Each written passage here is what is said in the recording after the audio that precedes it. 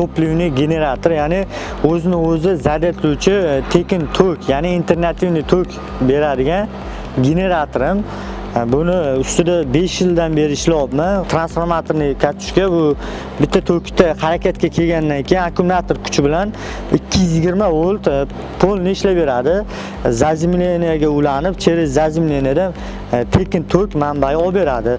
Bu yerda yiqqanim alisferniy transformatorlar, keyin zamonaviy transformatorlardan qo'shimcha katushkalar qilib, ferritiy transformator qilib yiqqanman.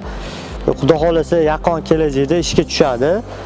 12 voltda bitta ishlatib olgandan keyin bu yerdan 12 volt, bu yerdan 220 chiqadi. Men bu minus, men plus, men minusdan keyin 220 ishlatib olish mana yerda mana qo'shilgan holda bitta yoqilsa, bo'ldi ishlab ketadi. Shu bilan o'chirish, mana shundan o'chirgandan keyin yana zavodga olish, bitta akkumulyator kerak bo'ladi. Bitta akkumulyatorga tekkizib olinsa, plus minusiga yana bu ishlab ketadi. 10 yil, 15 yilgacha admotkalari kuymasa, chershur qizib torib, kuchli nagruska beravermasa, polni ishlab yotadi.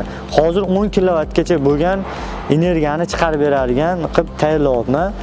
Har bitta xonadonga 5 kilovatdan 10 kilovatgacha bitta xonadon iste'mol qiladi elektr energiya.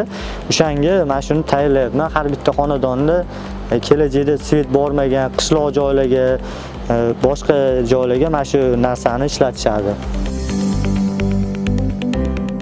Atomli stansiyadan ham ko'ra bu ko'proq tok beradi.